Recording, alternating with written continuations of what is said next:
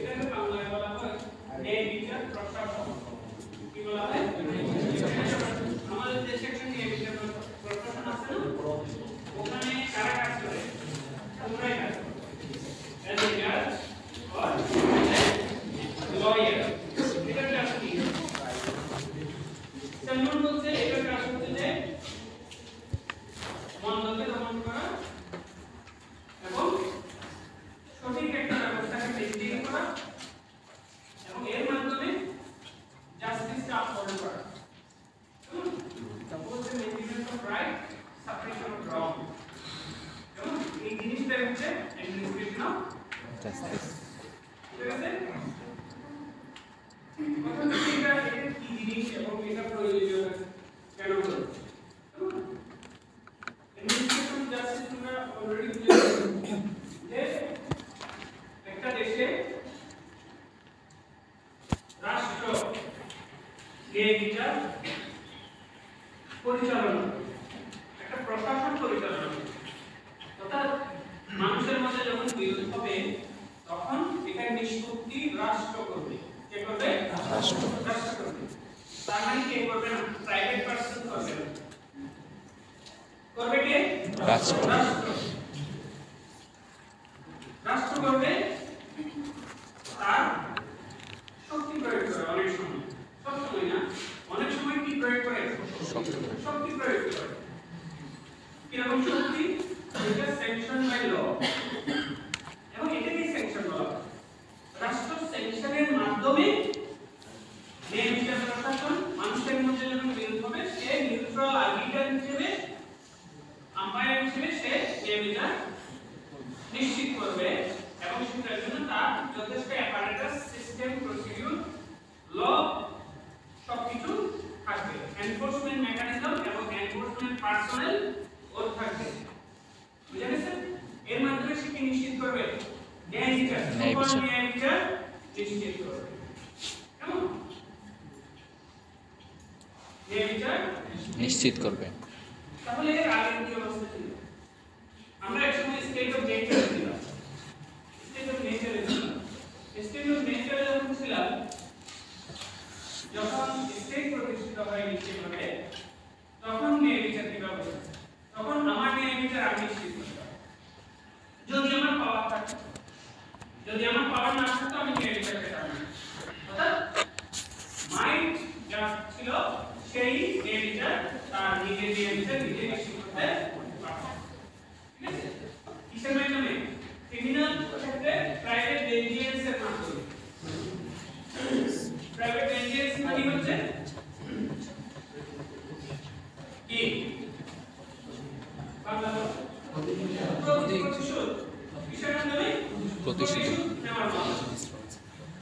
আর civil, কেউ আমার জমি নিয়ে গেছে, কেউ আমার ঘর কেড়ে নিয়েছে, কেউ আমার পশুকে নিয়ে গেছে, কেউ আমার সম্পত্তি নিয়ে গেছে, তখন কি? Violence self act. ঠিক আছে? Violence self act. ও ভায়োলেন্সের মাধ্যমে সে ওকে ছিনিয়ে আনতে পারলে পারতো, না পারলে নাই। বুঝা গেছে? কিন্তু এমনকি স্টেট অফ নেচার মানুষ বুঝতে শুরু করেছিল যে এটা দিয়ে এভাবে চলবে না। কেমন? নিজে নিজে এটা ভাইয়েবল না। নিজে নিজের ন্যায় বিচার নিশ্চিত করার ক্ষেত্রে এই যে মারামারি, কাটাকাটি এগুলো হচ্ছে, এগুলোর মাধ্যমে এটা ভাইয়েবল কোনো সলিউশন না। কিন্তু এটা বোঝার পরও এই ট্রানজিশনটা from state of nature to civil state, এটা অনেক বড় একটা সময় নিয়ে নিয়েছে। তাইলে স্টেট অফ নেচার কি বললাম? স্টেট অফ নেচার হচ্ছে নিজের ন্যায় বিচার নিজে নিশ্চিত করতে হবে, আর সিভিল স্টেটে নিজের ন্যায় বিচার নিজে নিশ্চিত করতে হয় না। এখানে রাষ্ট্রের একটা ব্যবস্থা থাকে, সেই ব্যবস্থার মাধ্যমে ন্যায় বিচারটা নিশ্চিত করার একটা সুযোগ থাকে। আর এখানে মারামারি, কাটাকাটি এগুলো হচ্ছে ধীরে একটা সলিউশন তোমার আসে। বুঝা গেছে?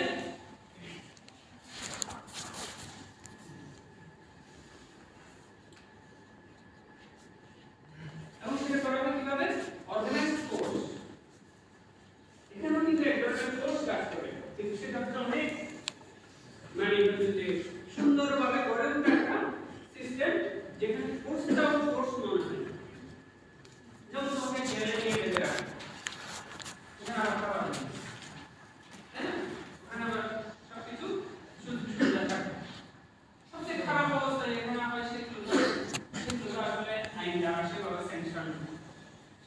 নেবার অনেক কিছু করা হয়, রিমান্ড ইত্যাদি, এগুলো কিন্তু আইনের মধ্যে এগুলো নাই। এবং হাইকোর্টের নির্দেশনা আছে যে এগুলো করা যাবে না, তখনই এগুলো করা হয়। এবং এগুলো সব দেশে করা হয়। অনেকটা তোমরা জানো যে যারা সবচেয়ে বেশি সিভিল এজে থেকে কাজ করে সেখানেও কিন্তু জয়েন্ট ইন্টারোগেশন সেল ইত্যাদি রয়েছে। আবু গারায়, তারপর হচ্ছে গুয়ান্তানামো বে, এগুলো কিন্তু ওরা কিন্তু এগুলো পাবলিক মানে মানুষের চোখের সামনে আসতে দেয়, ওরা নিজেদের মতো করে এগুলো করে থাকে। যাই হোক না কেন, ওগুলো আনজাস্টিফাইড, ওগুলো কিন্তু অর্গানাইজ যে ফোর্স ব্যবহার করার কথা আছে স্যাংশন বাই ল যেটা বলেছিলাম ওটার বাইরে। কেমন?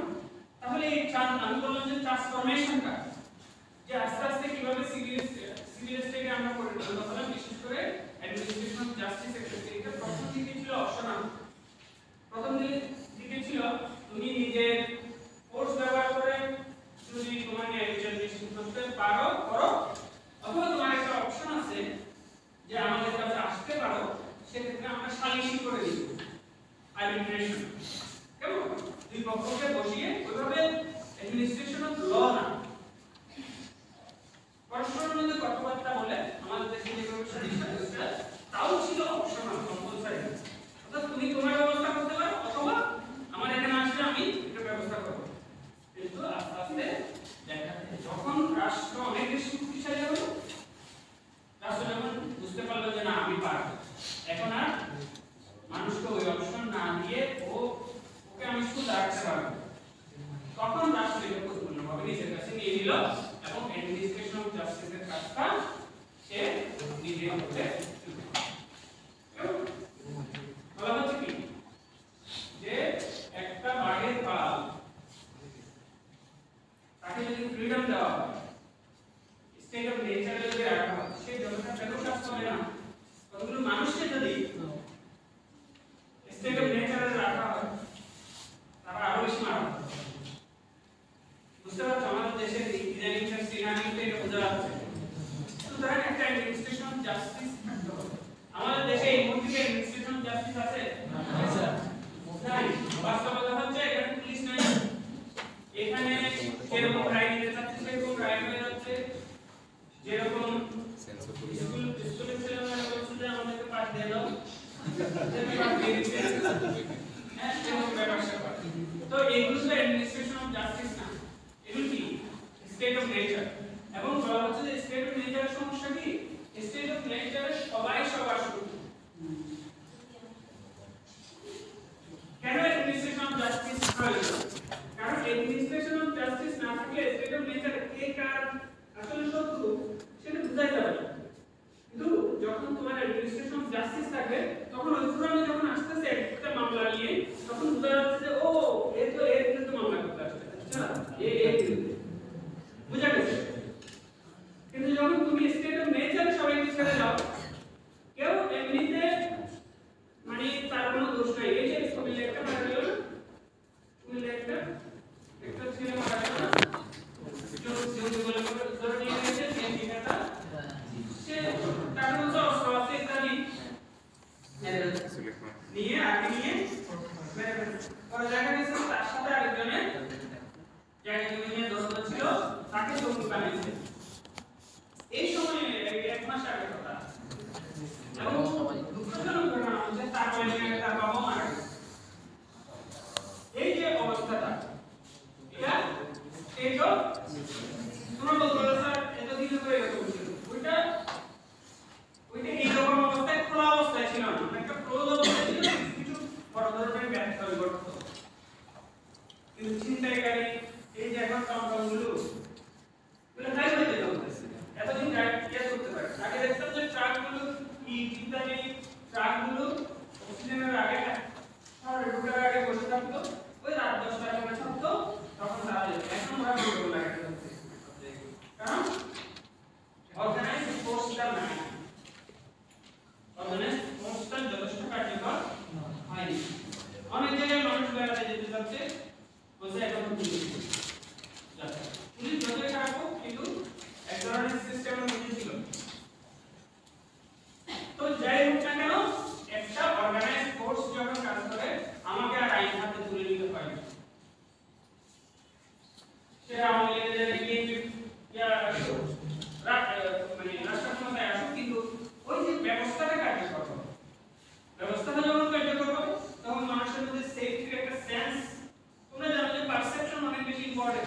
রিয়ালিটির চেয়ে অনেক সময়।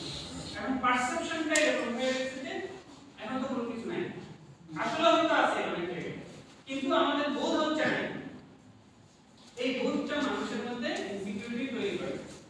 তাহলে অ্যাডমিনিস্ট্রেশন অফ জাস্টিস কেন প্রয়োজন? ওই যে মানুষকে খোলা ছেড়ে দিলে তারা অনেক বেশি বাঘের চেয়ে ফেরোসাস হয়, এবং আর কি বললাম, কে কার শত্রু সেটা বোঝে, সবাই সবার শত্রুতে পরিণত হয়। এটা থেকে বাঁচানোর জন্য আমাদেরকে অ্যাডমিনিস্ট্রেশন অফ জাস্টিস রাখতে। এখন আমি একটা শব্দ বলেছিলাম, তোমরা খেয়াল করছো কিনা, সুপার জাস্টিস বলেছিলাম না, অ্যাডমিনিস্ট্রেশন অফ সুপার জাস্টিস। এখানে দুটো জিনিস তোমাদের বুঝতে হবে। এই লেখাটা একটা হচ্ছে এরিস্টটল এটা ভাগ করে দিয়েছে, এরপরে এগুলোর উপর অনেক কাজ হয়েছে, কিন্তু আনফরচুনেটলি এই আইনের ছাত্রদেরকে ব্র্যাকেট বন্দি করে ফেলা হয়েছে। একটা হচ্ছে ডিস্ট্রিবিউটিভ জাস্টিস আর একটা হচ্ছে কারেক্টিভ জাস্টিস। আমাদেরকে কারেক্টিভ জাস্টিসের মধ্যে ব্র্যাকেট বন্দি করা হয়েছে। এই অ্যাডমিনিস্ট্রেশন অফ জাস্টিসটা পুরো কারেক্টিভ জাস্টিস নিয়ে কাজ করে, ডিস্ট্রিবিউটিভ জাস্টিস নিয়ে কাজ করে না। ডিস্ট্রিবিউটিভ জাস্টিস হচ্ছে সমাজের সম্পদ এবং বার্ডেনগুলোকে সমানভাবে ভাগ করে নেওয়া। সমাজের রাষ্ট্রের সম্পদগুলো এবং বার্ডেন বাংলাটি বোঝাগুলো সমানভাবে ভাগ করে নেওয়াকে ডিস্ট্রিবিউটিভ জাস্টিস বলে। সমাজের সম্পদগুলো ডিস্ট্রিবিউশন হবে, সমাজের বার্ডেনগুলো ডিস্ট্রিবিউশন হবে। আর কারেক্টিভ, এবং এই ডিস্ট্রিবিউশনে যদি সমস্যা হয়, কোনো সমস্যা হলে ওটাকে কারেক্ট করার জন্য যেটা আছে সেটা হচ্ছে কারেক্টিভ জাস্টিস। এই দুটোর মধ্যে গুণগত পার্থক্য কতটুকু তোমাদের শুধু বলি। তোমরা জানো যে আমাদের দেশে প্রায় 6.5 লক্ষ কোটি টাকা বাজেট, লাস্ট যে বাজেট সম্ভবত এরকম আশেপাশে, এর মধ্যে মাত্র 2000 কোটি টাকা অ্যাডমিনিস্ট্রেশন অফ জাস্টিসের খরচ হয়।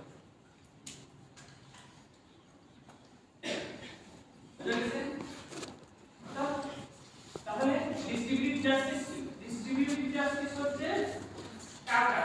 ডিস্ট্রিবিউটিভ জাস্টিস হচ্ছে যারা পলিসি বানায়, যারা ল বানায় এবং যারা কনস্টিটিউশন ফ্রেম করে, তারা ওই কনস্টিটিউশনে, ওই লতে, ওই পলিসিতে নির্ধারণ করে সমাজের সুযোগ সুবিধাগুলো কারা বেশি পাবে। কোটি টাকার গাড়ির ট্যাক্স একজনকে দিয়ে দিচ্ছে, আবার একজনকে 15,000 টাকা দিতে না পারার কারণে জেলে দিতে। এই যে জিনিসটা, এটা পলিসি মেকাররা তৈরি করে। এখানে জাস্টিসের যত বড় ব্যত্যয় হয়, সে ব্যত্যয়টা সম্পূর্ণভাবে তোমার হাতে আবার দেওয়া হয়নি। ওখানে বলা হচ্ছে একটা ডক্ট্রিন অফ পলিটিক্যাল কোয়েশ্চেন। কি কোয়েশ্চেন? জাস্টিসরা কোন বিষয়ে কোনো বিচার করতে পারবে না। পলিটিক্যাল কোয়েশ্চেনে কোনো ধরনের বিচার করতে পারবে না, পলিসি কোয়েশ্চেনে কোনো ধরনের বিচার করতে পারবে না। এটা সম্পূর্ণভাবে এক্সক্লুসিভলি রেখে দেওয়া হয়েছে পলিসি মেকারদের জন্য, ল মেকারদের জন্য, কনস্টিটিউশন মেকারদের জন্য। তাহলে আমাদেরকে দেওয়া হয়েছে কি? Corrective justice. এজন্য বলেছি যে অ্যাডমিনিস্ট্রেশন অফ সুপার জাস্টিস। তাহলে ওই ডিস্ট্রিবিউটিভ জাস্টিস নিয়ে কারা পড়াশোনা করে? ইকোনমিস্টরা পড়াশোনা করে, পলিটিক্যাল সায়েন্টিস্টরা পড়াশোনা করে, ইন্টারন্যাশনাল রিলেশনের লোকজন পড়াশোনা করে, ডেভেলপমেন্ট স্টাডিজের লোকজন পড়াশোনা করে, সোশ্যোলজির লোকজন পড়াশোনা করে। আর যাদের নিয়ে পড়াশোনা করার কথা ছিল তারা এইটা সাবজেক্টে আছে। এইজন্য ল মিশনে ওই যে আমাদের এখান থেকে ডিপার্টমেন্ট থেকে একটা বের আছে না, স্টুডেন্ট যারা না মানে ম্যাগাজিন, ওখানে আমি লিখেছি যে legal education without justice education. এটা কিভাবে মানে আমরা বছরের পর বছর কল্পনা করেছি। এটা ভাবার কোনো কারণ নেই যে এটা শুধু আমাদেরই সমস্যা, এটা কিন্তু সারা পৃথিবীতে। ওরা তো আরো বেশি কম্পার্টমেন্ট করা আছে। তুমি যদি আমেরিকাতে পড়াশোনা করো, ওরা জুরিসপ্রুডেন্স পড়ায় না সেভাবে, ওরা ডাইরেক্ট কন্ট্রাক্ট টর দিয়ে শুরু, কনস্টিটিউশনাল ল দিয়ে শুরু। ঠিক মামলা যেসব বিষয়ে আসবে শুধুমাত্র এখানেই ফোকাস। মাস্টার্সে গিয়ে হয়তো এখানে একটু ওপেন হচ্ছে। আবার তার মানে এই না যে জুরিসপ্রুডেন্সে পড়াশোনা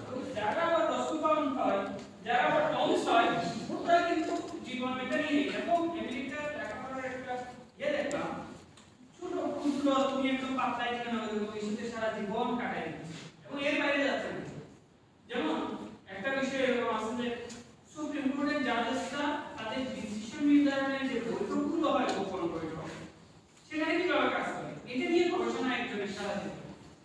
কিন্তু এটা তো রাইট হয়ে গেছে ভাই, ওটা তো সবকিছু হয়ে গেছে, এটা পাবলিক চলে আসছে, ওইখানে কি করছিল, কার সাথে কাটা করা ছিল, এই জিনিসটা কিভাবে গবেষণার বিষয় হতে পারে এরকম।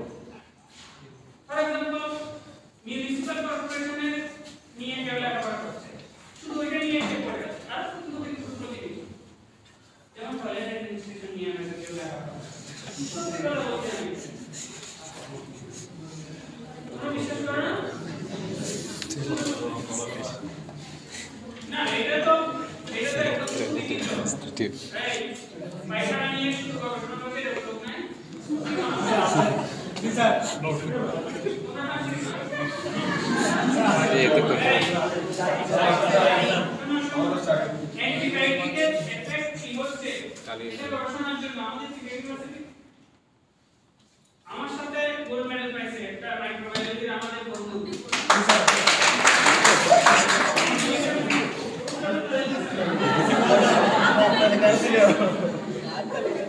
ও কানাডা মেডিতে এখন পড়ে, ও মানে ও কানাডাতে পিএইচডি করে এখন হার্ভার্ডে এমআইটিতে ও প্রফেসর হিসেবে আছে। ও গবেষণাটা ছিল অ্যান্টিবায়োটিকের উপর এবং সে চিকেন মেডিকেলের ওই যে যেখানে দিয়ে পড়ে ওর স্যাম্পল সব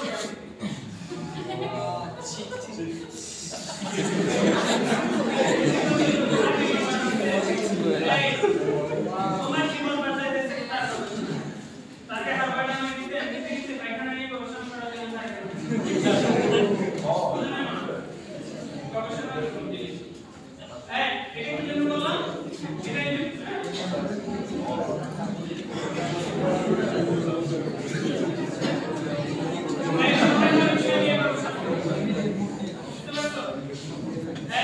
এবার আমরা লাইনে চলে আসি। এটা হচ্ছে এই তোমরা তো বুঝতে পেরেছো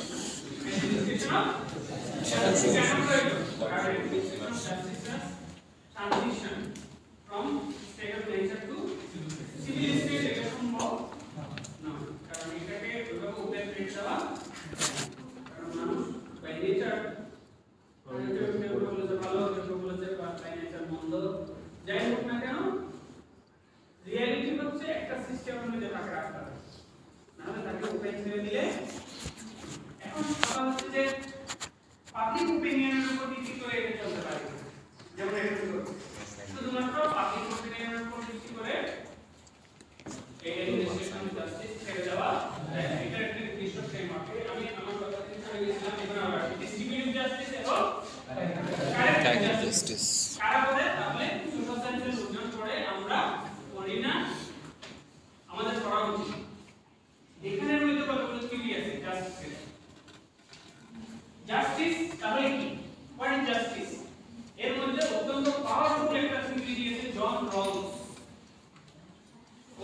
ওর বইয়ের নাম হচ্ছে justice, the theory of justice. তার বইয়ের নাম হচ্ছে দ্য থিওরি অফ জাস্টিস। সেখানে সে বলা হচ্ছে justice is fairness. Justice is fairness. বুঝছো? জাস্টিস হচ্ছে সবার প্রতি ফেয়ার থাকা, সবার প্রতি ফেয়ার থাকা, ইকুয়ালিটি ইত্যাদি। এবং তার থিওরির মধ্যে দুইটা অংশ আছে। এই তার থিওরির মধ্যে কয়টা অংশ আছে?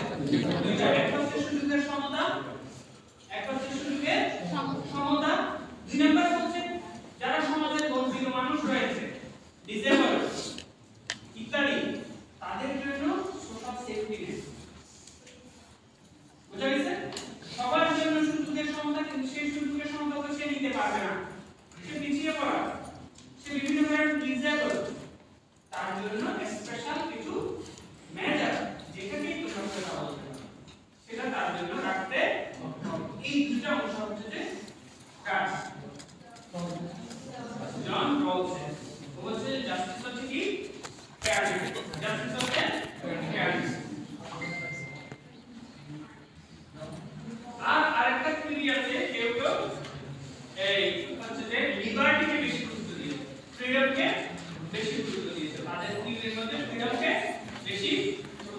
আর হোমওয়ার্ক করছেন আমরা একটা লেখা এখানে পাবো জাস্টিস সিরিজের উপর মূলত আমাদের জার্নালে কথা আছে এখানে মূলত একটু করে আলোচনা আছে ওখানে হিন্দু এবং উইমেনের উপর একটা লেখা আছে ইউনিভার্সিটি জার্নালের একটা অংশে যে সেখানে আমি মূলত বলার চেষ্টা করেছি যে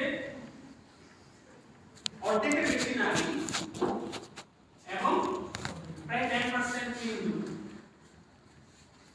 এই দুইজন গোষ্ঠীকে মানে দুইজন গোষ্ঠীর জন্য যদি ন্যায় বিচার নিশ্চিত না হয় তাহলে সমাজে ন্যায় বিচার হয়েছে এটা বলা যায় কিন্তু তার আগে কি বিষয়ে আলোচনা করেছি তার মধ্যে জাস্টিস ফেয়ারনেস আর কতগুলো হচ্ছে লিবার্টারিয়ান থিওরি এখানে লিবার্টিকে গুরুত্ব দেওয়া হয় এবং লাস্টলি আমার কোশ্চেনের যে আরেকটা বই আছে দ্য আইডিয়া অফ জাস্টিস ওখানে মূলত বলেছে যে জাস্টিস নিশ্চিত করার জন্য মূলত যেটা করতে হবে সেটা হচ্ছে ক্যাপাবিলিটি বিল্ডিং অর্থাৎ শুধু সমতা নয় লিবার্টি বাড়িয়ে দেওয়া নয় বরঞ্চ মানুষকে ক্যাপেবল করতে হবে এর মাধ্যমে জাস্টিস নিশ্চিত হবে অর্থাৎ ওকে শিক্ষা দিলে জাস্টিস নিশ্চিত হবে তাকে এমন ভাবে তাকে কি করতে হবে এবল করতে হবে এমন ভাবে তাকে ট্রেনিং করতে হবে তাকে সুযোগের তৈরি করতে হবে যেখানে তার কি নিশ্চিত হবে ক্যাপাবিলিটি অ্যাপ্রোচ এটাকে বলা হয় ক্যাপাবিলিটি অ্যাপ্রোচ তাহলে তিনটা অ্যাপ্রোচ একটা হচ্ছে জাস্টিস ফেয়ারনেস তারপর হচ্ছে জাস্টিস ফ্রিডম এবং লাস্টলি আমার কোশ্চেনের এটা হচ্ছে জাস্টিস ক্যাপাবিলিটি ক্যাপাবিলিটি বিল্ড করার মাধ্যমে এই প্রকারের এগুলোর উপর প্রচুর পড়াশোনা আছে মার্কা নোসবাও ইত্যাদি আরো অনেকগুলো মানুষজন এগুলোর উপর লেখা এবং তোমরা যদি শুধু আইডিয়া অফ জাস্টিস পড়ো এটা 6 পৃষ্ঠার একটা বই এটা তোমার দা থিওরি অফ জাস্টিস জন রলসের তারপর হচ্ছে তোমার আমার কোশ্চেনের তো একাধিক বই আছে জাস্টিস ফ্রিডম এটাও বই না পরবর্তীতে দ্য আইডিয়া অফ জাস্টিস এটা তো মূল কথা হচ্ছে জাস্টিসের কথাটা যে পরিমাণ ব্যাপক এবং মানুষ মনে করে যে আইন সম্প্রদায় জাস্টিস নিয়ে কাজ করে কিন্তু আজকে ক্লাসে এসে আমরা দেখলাম যে জাস্টিসের একটা অত্যন্ত খণ্ডিত অংশ নিয়ে আমরা কাজ করি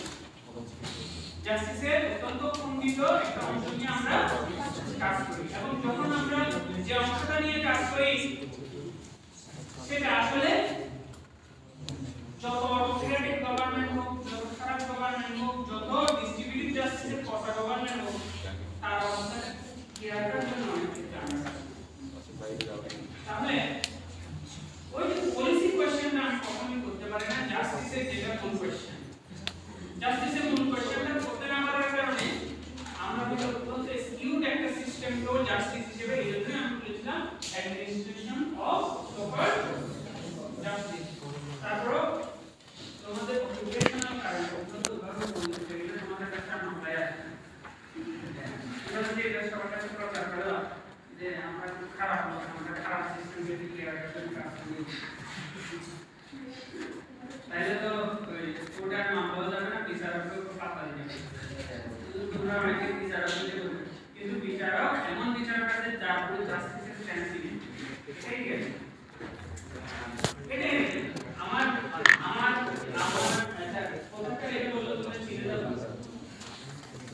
আমার রুমে একজন লয়ার স্টুডেন্ট আছে এই আমরা মানুষের আমি খুব আগে অল্প দিন এক দেড় মাস থাকতাম পুরো বছর সরকার তো এখানে আমি পড়তে বসলে এই আমার কে আছে তখন বিদেশে বলছিলাম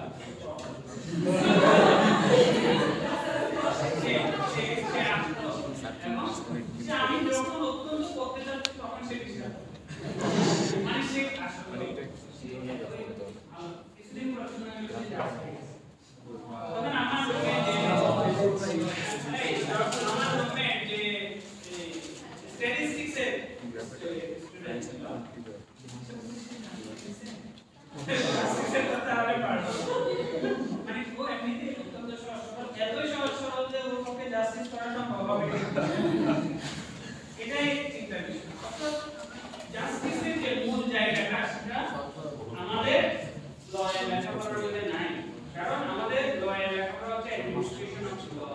not administration of justice তারপরে একটা চ্যাপ্টার আমরা পড়তেছি এখানে আমরা বলার চেষ্টা করছি সালমন টিকে বলেছে যে অ্যাডমিনিস্ট্রেশন অফ ল নয় আমাদের যে বিষয় হচ্ছে অ্যাডমিনিস্ট্রেশন অফ জাস্টিস কিন্তু সে পরবর্তী অত্যন্ত গুরুত্বপূর্ণ প্রশ্নটা করে নাই যে ডিস্ট্রিবিউটিভ জাস্টিসের আলোচনা বাদ দিয়ে এটা কি ধরনের জাস্টিস ঠিক আছে তো তোমাদেরকে একটু ধারণা দিলাম আমরা কিন্তু যখন আমরা আমাদের কোর্সটি সফল করব বা তোমাদের নিজেরাই করে নিবে ঠিক আছে এই বইগুলো যেগুলো নাম বলেছি সেগুলো পড়বা হায়ার স্টাডিজ থেকে এগুলো পড়তে পারো এভাবে তোমরা আসলে জাস্টিস কি এই ব্যাপারে ধারণা নেওয়ার চেষ্টা করো ঠিক আছে এটা জাস্ট তোমাদেরকে ইন্ট্রোডিউস করলাম যে এরকম একটা ব্যাপার রয়েছে যেটা আইনের পড়াশোনার মধ্যে একেবারে নাই জিরো বুঝা গেছে এইজন্য তোমরা যখন তোমরা যখন ন্যায় বিচার করতে যাবা এমন কি তোমাদের নাম জাস্টিস হবে এক পর্যায়ে জাস্টিস না করা হতে পারে মানে জাস্টিসের ব্যাপারে সে কোনো লেখাপড়া করে সে আওয়ামী লীগ করেছে অথবা বিএনপি করেছে সুপ্রিম কোর্টে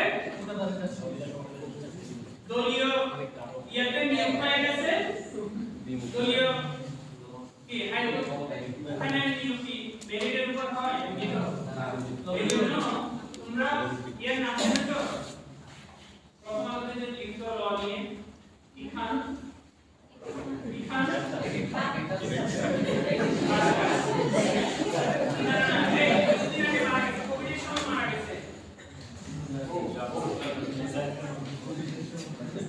অত্যন্ত ভালো রাইটার অত্যন্ত ল নিয়ে অনেক কিছু লিখেছে আমরা 5 বছরের ব্যবধানে দেখা হচ্ছে নিশ্চিত একবার এখানে মিজানুর রহমান খান দেখে রাখো সার্টি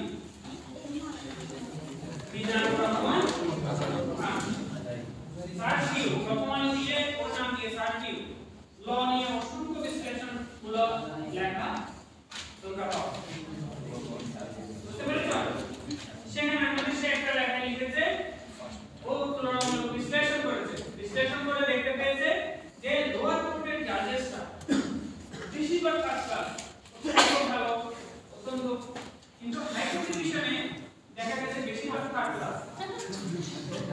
বেশিরভাগ শিক্ষা জীবনের অবস্থার অবস্থা ওরা রাজনৈতিক কারণে নিয়োগ পেয়ে গেছে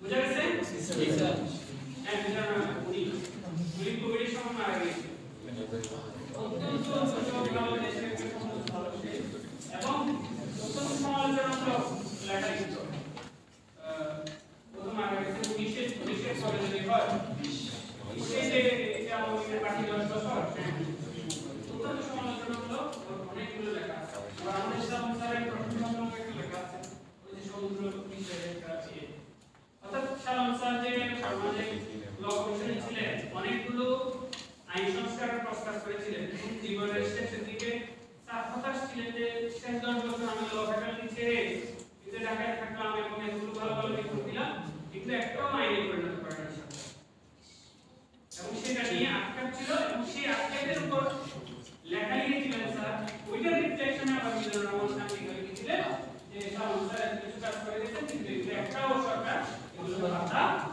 দেয়নি বুঝা গেছে এবং সেখানে অনেক ইন্টারেস্টিং কাজ ছিল যেগুলো একটু সমালোচনারও হয়তো যোগ্য ছিল বা অনেকে এটা অ্যাকসেপ্ট করতে পারবে না যেমন একমাত্র কন্যা সন্তান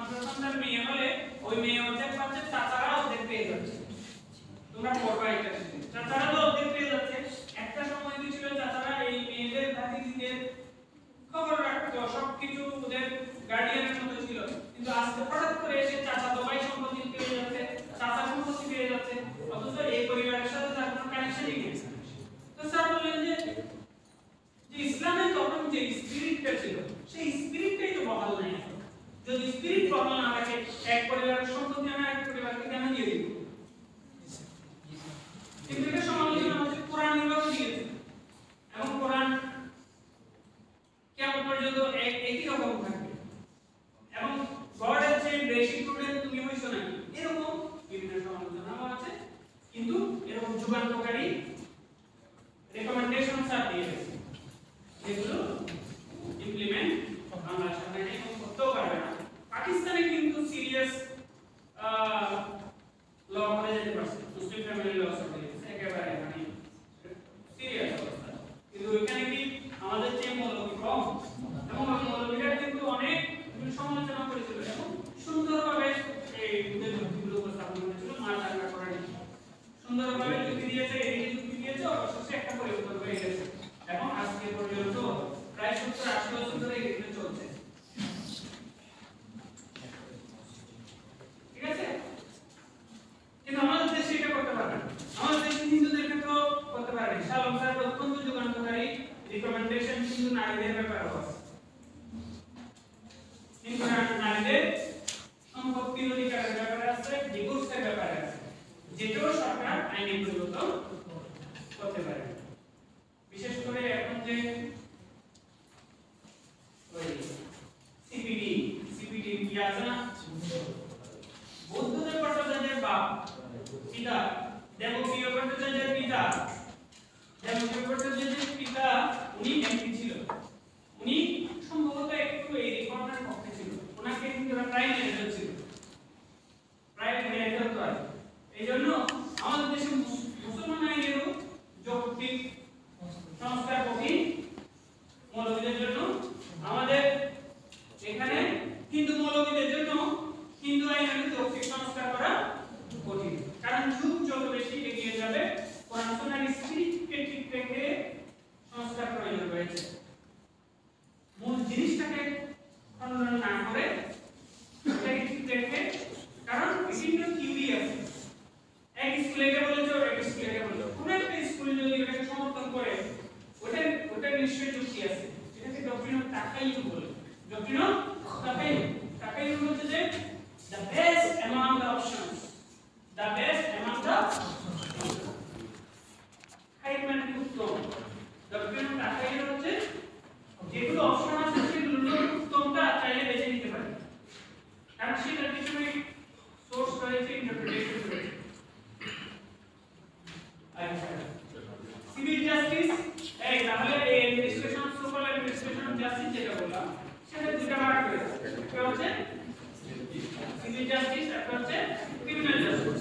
সিভিল জাস্টিস এবং সিভিল জাস্টিস এর উদাহরণ আছে, এর উদাহরণ আলাদা। ক্রিমিনাল জাস্টিসকে মনে করা হয় ক্রাইম এগেইনস্ট স্টেট, মনে করা হয় ক্রাইম এগেইনস্ট স্টেট। এইজন্য মার্ডারের মামলা যদি কেউ নাও করে রাষ্ট্র মামলাটা করে,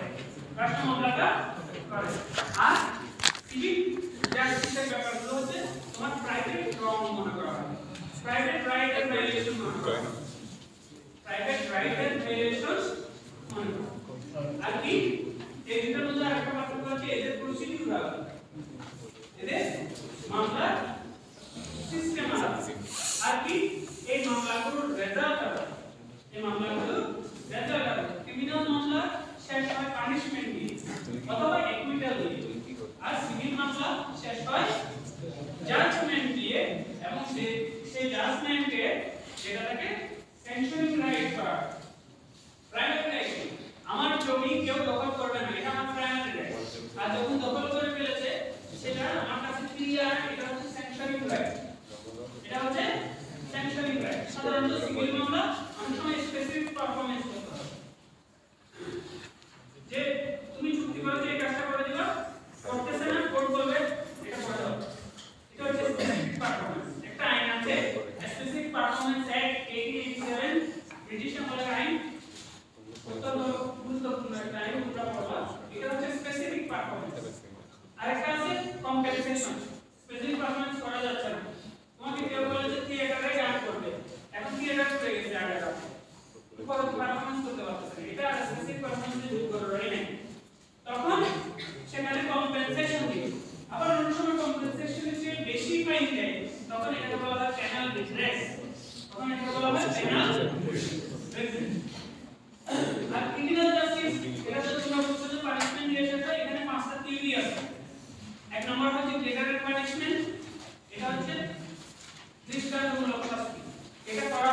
অফেন্ডার দেখে ভবিষ্যতে যারা অফেন্স করবে তাদেরকে ভয় লাগানোর জন্য সবার কাছে ঝুলাই গেল মনে রাখতে পারলি আমি বললাম আমার এই অবস্থা তাহলে এটা মাইন্ডে কাজ করে কিসে কাজ করে মাইন্ডে কাজ করে আর আরেকটা হচ্ছে প্রিভেন্টিভ এটা বডিতে কাজ করে এটা কোথায় কাজ করে তাকে প্রিভেন্ট করে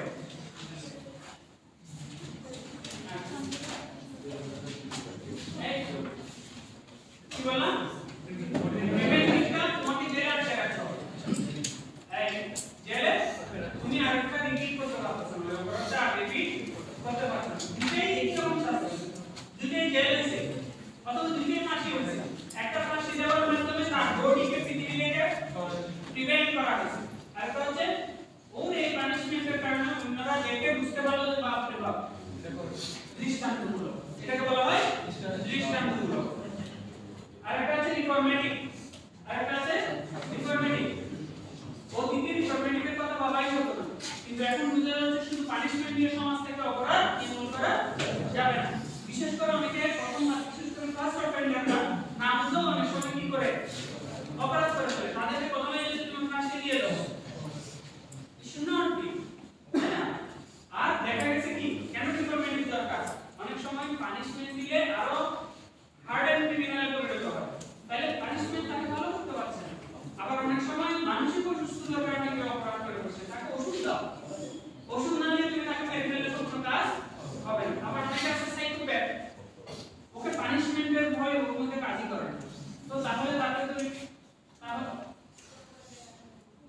সেক্ষেত্রে তাকে রিফর্ম করতে হবে সেক্ষেত্রে তাকে কি করতে হবে রিফর্ম করতে হবে সে তো বুঝেই নেই কি করছে সেটাই জানে না এখন তাকে বলছে তোমাকে মেরে ফেলবে সে বলছে কি মেরে ফেলবে তো তাকে তো ওষুধ দিতে হবে কিন্তু কি শুধু রিফরমেশন কি যথেষ্ট নো রিফরমেশন এবং ডেটাবেস এই তিনটা প্রশ্নকে সাপ্লিমেন্ট করতে হবে কোন সমাজে কতটুকু এটা বুঝতে হবে